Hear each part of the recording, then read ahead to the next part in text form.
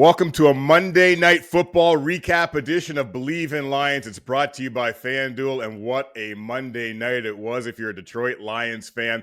They walk into Baltimore and hang 38 on the Ravens, come away with a Monday night road win. They're now 2-1 in the division. So much to talk about. 7 sacks on Campbell. Aidan Hutchinson steps up when it means the most, and that run game. I'm Trevor Thompson alongside Glover Quinn, your fan favorite and mine. GQ, where do you start today when you look back at that Monday night that really set a tone for the Lions in this division moving forward? Oh my gosh. I don't know exactly where you start,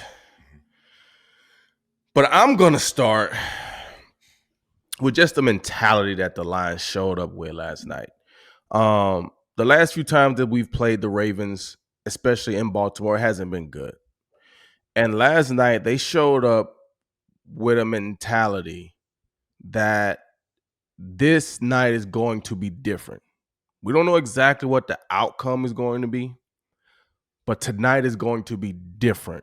We're going to be more physical. We're not going to get bullied. We're not going to lay down. We're going to fight. And then we're going to see where the pieces fall. And the Lions showed up for the fight. The Ravens realized that they were in a fight. And at that point, it was too late. I said last week on the pod that the stars had to show up to win a game like this on the road. And last night, the Lions looked like a very mature football team. Jared Goff looked mature. The run game, the O-line, those guys grew up. They looked mature. The defense, those guys flew around. The D-line, they looked mature. Special teams, the coaching, Kelvin, Shep, my guy, called a great defensive game, had a great scheme. Offensively, John Morton had a great scheme. And I like the fact that they realized that running straight at the Ravens was working. And we're not going away from it. We're going to force them to stop us. We're going to run it right down their throat. I said last night as I was watching the game, we're going to run it right down their sternum. We're going to take their soul. And that is exactly what they did. And I enjoyed it. There was so much to enjoy. I mean, 7 sacks on Lamar Jackson. That really set the tone. They couldn't get him going last night. That was a career high against him. Al-Quadin Muhammad ended up getting a game ball for his performance. He had 2.5 sacks. He was in on almost, he heard his name called all night long. I didn't hear Aidan Hutchinson's name called last night until it mattered most. And then he's got the biggest strip of the game and then a sack in crunch time. They score 17 points in the fourth quarter when it mattered most. With those young kids on the O-line, like you talk about, continuing to run the football, it was just so impressive everywhere you look. Like you say, the defensive scheme set by Calvin Shepard. It's a couple of trick plays in there on an offense that put up 38 points on the road on Monday night by John Morton. There's just so many ways to go with this. Jahmyr Gibbs, a couple of touchdowns. David Montgomery got a game ball as well, 152 yards. But I'm all over the place right now, Glover, because all over the field, these guys were balling out. Yeah, they like I said, they got stars everywhere. And those guys showed up. Jahmyr Gibbs started the game out. And I tell you, every week they're going to be geared up to stop Jahmyr Gibbs. David Montgomery comes in, and he's penetrating straight down the middle. Just running right at those guys. He wasn't trying to outrun them. He's running right at them. Next thing you know, that opens up lanes for Jahmyr. The running game started working. Now, Jared Goff doesn't have to do very much. Couple short third downs to keep the chains moving. But we're just going to run the ball. We're going to run the ball. And, I mean, every time they went for it on fourth down, there was one time I think at the beginning of the game when I was like, you know what, take the points. Me too. My brother-in-law was like, Dan, he's going for it. And they went for it, and they got it. And you know what? I'm glad. I'm glad. And so I think the way they played last night, they just had that confidence. They had that swagger that they were not going to be denied. And they went out and they did it, and I liked the mentality that they played with. Dude, that was on my list of things to talk to you about. Going for it on these fourth downs. We've seen it done before. A lot of times I'm like, just take the points. And last night I'm like you're on the road. It's Monday night. It's a tough game. Take the points, especially earlier in the game. And then later in the game, I'm like, take the points, dude. You're on the road. It's a tight game. Take the points. This guy goes for it every time. It pays off more times than not. What does it do for a team when your coach has that much confidence in you and you know you're going for it? How much does it rev the offense up? What kind of juice does it give the guys on defense to know we're keeping the ball on the field? We're going to get a little more rest over here on the line and get in Lamar's ass the rest of the way. What does this do for teams when you're going to go for it in those situations like the Lions do? Well, I mean, it becomes a mentality. Right. It just becomes a mentality, and you practice for those things. You understand those situations. I mean, I remember being early in my career in 2011 and 12. We had Wade Phillips as a defensive coordinator when I was in Houston. And one thing about Wade was anytime you were in third and four or less, he was going man-to-man defense. Like, it was no question about it. And the thing about it is, we realized that that's what it was going to be. So we practiced that every time, every week, every day. You knew what we were going to be in. We knew what we were going to be in. And it became, can you beat us? We felt that good about what we were doing. Can you beat us? And I think once you create a mentality that this is what we're going to be, then you practice that, you work at that, and your players buy in. And so with the Lions, they know that we're going for it on fourth down. And it's kind of like with the Eagles with the tush push. They know if we get anywhere close to fourth down and 1 or 2, that we're going for it. So 3rd and 5, used to back in the days, you just had to get one stop, right? Nowadays, with the Lions, 3rd and 5, you got to defend 2 downs because they're probably going for it on 4th.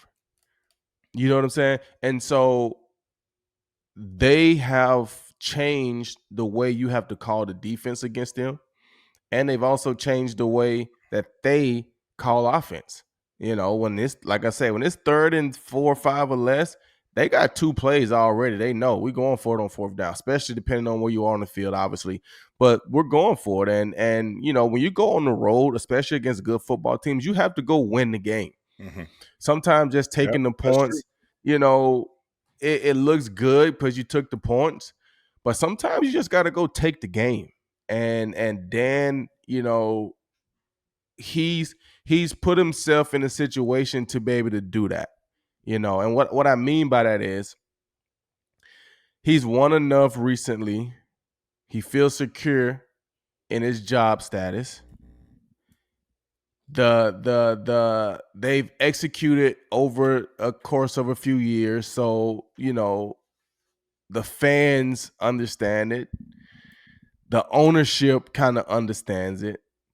And he has the leash to do that. Some coaches don't have that leash because they're on the hot seat and you make those decisions and it don't work out for you. It's not good.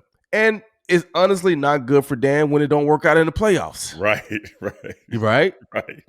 We like it when it work out. We don't like it when it don't work out. Right. But week 3 in the NFL on Monday Night Football, it works out and you win a big game on the road. Everybody loves it. We just got to love it come January in the playoffs. Hopefully it works out then. Absolutely. And we were on the show last week. We talked about the FanDuel odds going into this game. And the Ravens were giving 4.5 at kickoff last night. It was 5.5 when we did the show last night. Well, they blew that out of the water with an 8-point win. And the over-under was set at 51.5. 68 total points last night in that game. Did you see all of that coming? You know what? I already knew that the Lions were going to cover it, the plus 4.5. I knew that. 5.5. I knew that.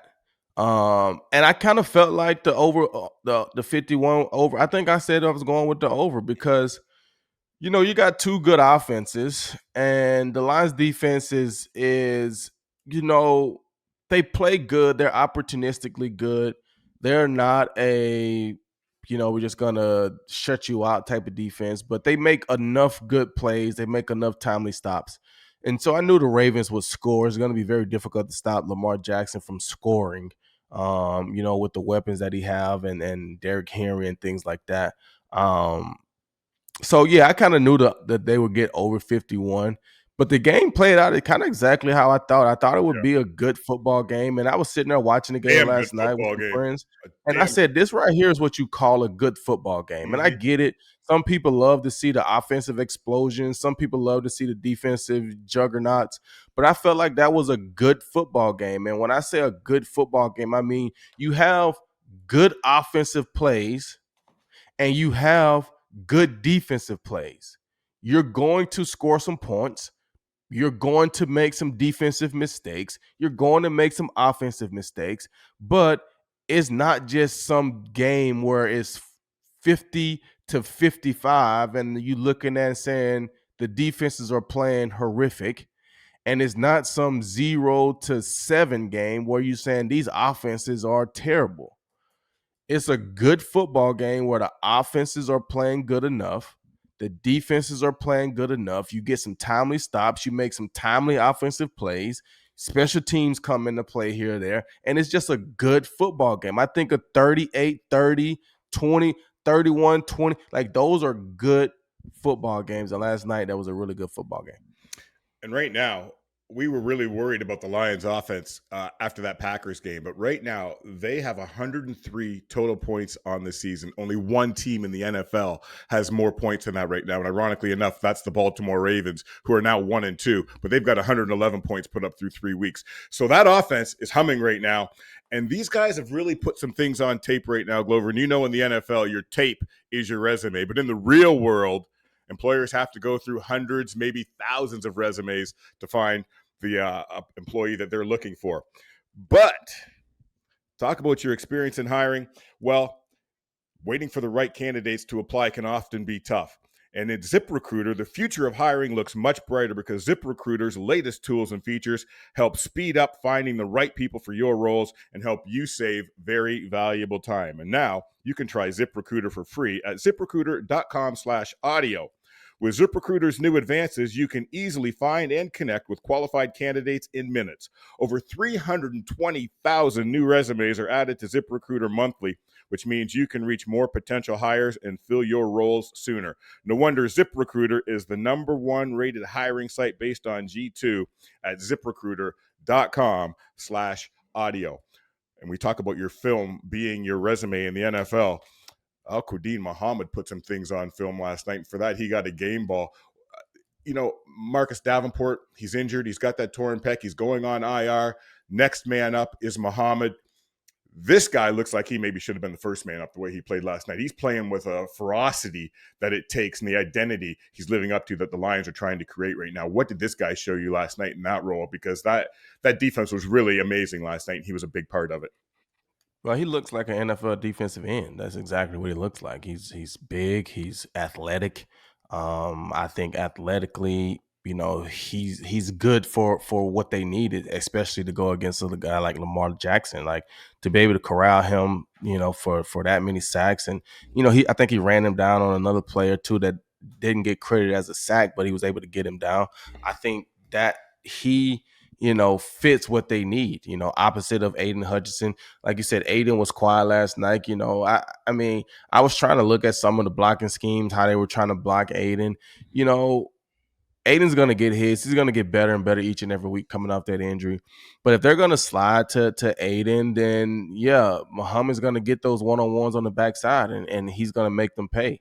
I remember when I was playing in Houston, when we had Ziggy and we had Sue, we had those guys. We had a guy that was named George Johnson that nobody even knew who he was. And George Johnson came in. He was the opposite of Ziggy. He was the opposite side, and he started I think he had 9 sacks in one season. Because those guys get those favorable matchups and they're good football players. And I think Muhammad showed last night that he's a good football player, but he's been making plays. Like he was making plays earlier. I think even last year, I remember he made a couple plays. So he's been doing that. It just showed up really well last night on Monday Night Football. And sometimes in your career, that's just what you need. A big time game on national TV against a big time opponent. And now you're looked at as a guy, and now when they start to have to think about you, Aidan Hutchinson gets some one-on-one matchups, and then he comes through in the fourth quarter with a big script and another sack. And now you look up and Aidan got a sack, forced fumble, big time plays, right? When it That's mattered most. that's kind of how it look at. That's how you look at it. That's good complementary football from a defensive standpoint. He got that strip on Derrick Henry. A couple of weeks ago, you and I were talking. I'm like, Derrick Henry, that guy's a beast. After that Bills game, that guy is a monster. And I started raving about how much I like Derrick Henry. I've been a big fantasy player. I've had him on my teams. He's helped me win leagues. I just enamored with this guy. And you set me straight. What did you say about Derrick Henry a couple of weeks ago when I was talking to you about Derrick Henry? And what did you put about Derrick Henry on your Instagram, where I'm going to refer people right now to see your hilarious Instagram after last night's big win? What are your thoughts on Derrick Henry? Share them with the audience, because I was enamored with this guy, like I said, until you set me straight, guy. You know what? I'm a defensive back, and I'm always stand up for my defensive backs all across the league. And I have went out and said, and I said it continuously last night watching the game, that I personally think Derrick Henry is soft. A lot of guys think he's this big monster because you guys don't play. I mean, I've been on the field, didn't play against Derrick Henry personally, but I felt like he's soft because when I watch him on film, when he got to go against the big guys up in the middle, the linebackers, the defensive line, he don't have that same tenacity.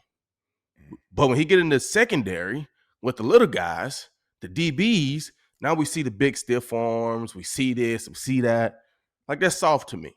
That's soft to me. You're the biggest guy out there. And when you're going against the big guys, you don't play like that. And so you look at the Buffalo Bills game, he's going up against the big guy, Ed Oliver, and he just takes the ball from him. And then you look at last night, he's down there with the big guys, and Aidan Hutchinson, and I know it's a punch out, and that could have came from anybody, but it just happens to be in the trenches. And then you go to the sideline and you throw a tantrum. And I'm going to say this right here to all my athletes. It doesn't matter what sport you play, football, basketball, baseball, doesn't really matter. And this may just go for people in general in life. Hey, guys, we're grown people here. And I'm going to keep this to football, I guess. We're grown men out here. Quit throwing the temper tantrums on the sideline. Guys, football is a game of mistakes. You're going to make some mistakes. Stop it. We don't want to have to come to the sideline to try to pick you up. Hey, man, you good, man. Hey, man, keep playing. We're going to need you. Hey, bro, we're grown men here, man. We're trying to win football games. You made a mistake, fix it. Take accountability for it. And fix it. We don't have time to be babysitting you on the sideline. Hey, man, it's okay. Keep your head up, man. Keep your head up. Guys going to the sideline, throwing their helmets. Like, that's nonsense, guys. It's nonsense. It's soft. It's mentally soft. We're playing a grown man sport. Okay? You make a mistake? Cool. Hey, man, my bad. That's on me. I got it. My bad. Take responsibility, take accountability, and let's move on. Let's try to win the football game. We ain't got time to be babysitting you on the sideline. So to me, that is soft mentally. And then when I see him on the field amongst the big guys, he's soft. So yes, that is my opinion of Derrick Henry. He's a great football player. I just think he's a little soft. Well, he's got fumbles in 3 straight weeks. And last night, when it mattered most, he put the ball on the ground and the Lions came away victors. As a result of that, we talked about those FanDuel odds for the Super Bowl going into this game, right? At the time, the Ravens were plus 500, the odds-on favorites to win the Super Bowl, and the Lions were plus 1,700. That was last week when we did the show. Well, the script has been flipped, as they say. The Buffalo Bills are now plus 480. They are the odds-on favorites right now. The Ravens are second. They slipped to plus 550. And the Lions move up. They were sixth. They are now fifth at plus 1,200 are the odds for the Super Bowl. Who's your favorite right now going in? And after you saw the Lions perform last night in every facet of the game, how much did they move up in your rankings if they're not number one? I would say, just based off what I've seen in the first 3 weeks of football, obviously it's a long way to go. Mhm. But if the Lions can stay healthy and play the way they played last night, they are the Super Bowl favorites to me. And I'm not just saying that because this is the Believe in Lions podcast. But last night they showed offensive dominance that they ran the ball, they had a controlled passing game, and they didn't even really get Jameson Williams involved that much. Really. I mean, he had a couple passes in the Really? first drive, Yeah. but they didn't really get him involved that much because they didn't have to. Right? They didn't really have to take those chances by putting the ball up in the air like that because they were able to control the game running ball. And then defensively, Brian Branch had an opportunity to make a big play, that he could have changed the game significantly. The secondary, we're not getting as many, takeaways from those guys at this point. Terrion is off to a slow start. He's he's Yeah. he's he's I struggling a little worry bit. about those penalties with that guy, but go ahead. Uh, Keep it up there. and they're dealing with some things that, as I'm watching the game last night, it's I would say it's some communication, it's some leadership type of things, that it's some technical things, just little technical things, right? That I really want to get into.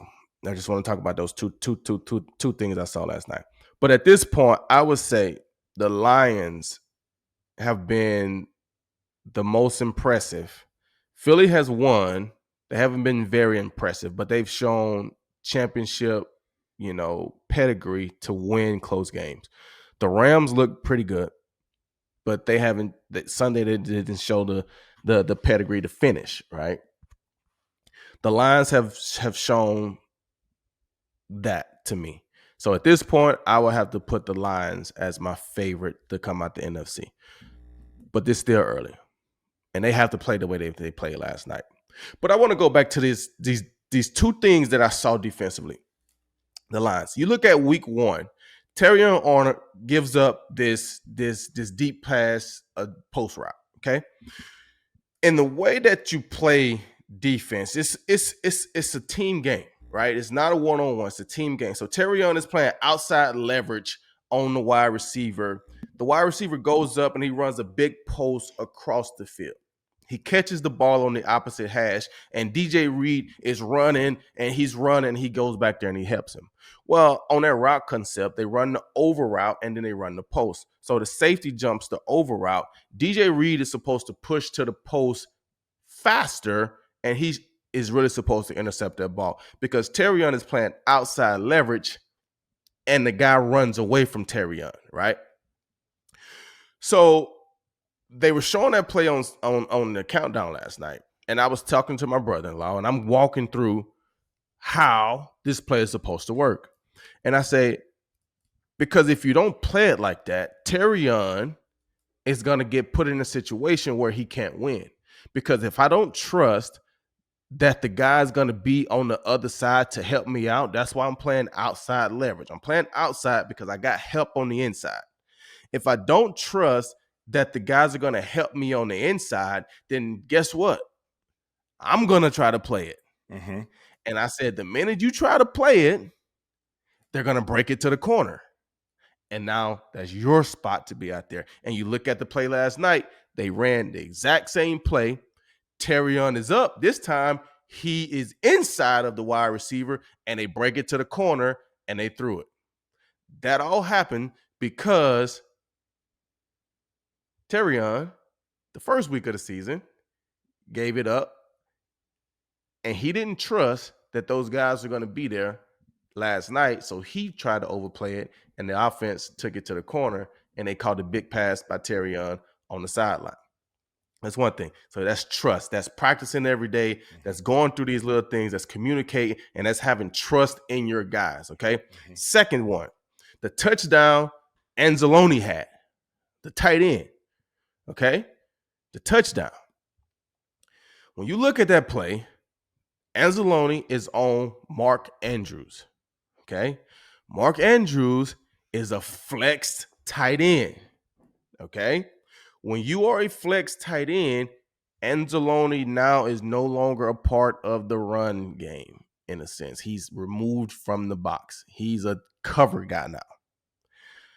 Kirby Joseph walked down. He was the free safety. Kirby Joseph was standing right to the inside of Anzalone.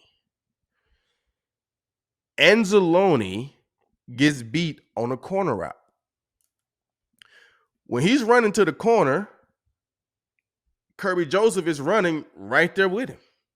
Okay? So the way they need to play that and the way it needs to be communicated, especially on that drive, because Mark Andrews had a couple big plays on that drive. Yes, he did. When Anzalone is out of the run game, he's out of the run fit because the tight end is flex. If the tight end is in the box, now Anzalone is a part of the run game. He had a run gap. Once you remove him, he's not a part of the run gap. So Anzalone being on the tight end, on the point, he has to get outside leverage, especially when you have the safety right there, so that when he runs to the corner route, you're out there. Because if he runs to the post or if he runs anything to the inside, Kirby Joseph is standing right there to help you. Right. But when you tuck inside and Kirby Joseph is inside, now you got two guys inside and he runs to the corner and it's a touchdown. So those are two things that if they clean that type of stuff up, understand where's my help? Where are guys that can help me? Hey, get outside. I got you in here. Hey, Terrion, trust me, I got you. He run the post, I got you. Stay outside so when they run the corner route, you can make that play. I used to always say this when I play. There's enough plays out there for everybody. Right. Don't got to do my job. There's enough plays for everybody. When it's my time to make my play, I need you to have my back. Because when it's your time to go make your play, I got your back. I'm your help. I got you. Go make your play. And me, Slay, Quandre, we made tons of plays. Just trusting each other. I got you, bro. Go with confidence and go make your play. Because when it's my time, I want to go with confidence, knowing that I can trust you to have my back. So those are two things that I saw defensively that they'll clean up over the season. But that comes from practicing every day and communicating in meetings and all those different things. But those guys, you really look at it, those guys are young. All those guys in that secondary are young football players. They may have some things to clean up, but they certainly are playing to an identity on the field, Glover. But in the real world, your identity can be stolen, especially online. So, Delete Me makes it easy, quick, and safe to remove your personal data online at a time when surveillance and data breaches are common enough to make everybody vulnerable. Data brokers make a profit off of your data. Your data is a commodity. Anyone on the web can buy your private details. This can lead to identity theft, phishing attempts, and harassment. But you can protect your privacy with Delete Me. New York Times Wirecutter has named Delete Me their top pick for data removal services. As someone who's got an online presence like you and I do, privacy is really important. It should be important to everybody out there. Have you ever been a victim of identity theft, harassment, or doxing? Well, if you haven't, you probably do know someone who has. Delete Me can help. Take control of your data and keep your private life private by signing up for Delete Me. Now at a special discount for our listeners. Get 20% off your Delete Me plan when you join deleteme.com/pro and use the promo code PRO, that's PRO, at checkout. The only way to get 20% off is to join deleteme.com/pro and enter PRO at checkout. That's deleteme.com/pro with the code PRO. Yeah, that is a mess out there as far as protecting your identity online. But like I say, the identity of this Lions team on the field, everybody knows it by now. They're going to play smash mouth football. They're going to be physical, and that offense can hang some points. But next week, they're going to face the Browns at home, a Browns team that beat the Packers for their first win of the season. So both teams are coming in on a high. We're going to talk about that in our Browns preview. But just right now, as we wrap up this show, what are your thoughts on what the Browns did last week as they roll into Ford Field and try and make it 2 in a row? You know what? The Browns last week, they got to their identity. And when you look at it defensively for them, Myles Garrett is a monster, and they got a lot of pieces on that defense, and they were able to bottle up the Green Bay Packers. And when you can defensively hold a team down to minimal points, it doesn't take much from your offense to get a win. And then you get a block field goal, which just was the week of block field goals. OMG, I was scared for the Lions last night every time. I mean, I'm just like, guys, we don't like kicking the field goals were not a given this past week. And so to get a block field goal and then to get a big field goal of your own to win the game, that was huge for them. I appreciate them for beating the Packers. Now we got to go and beat them. They're going to be coming in on the high.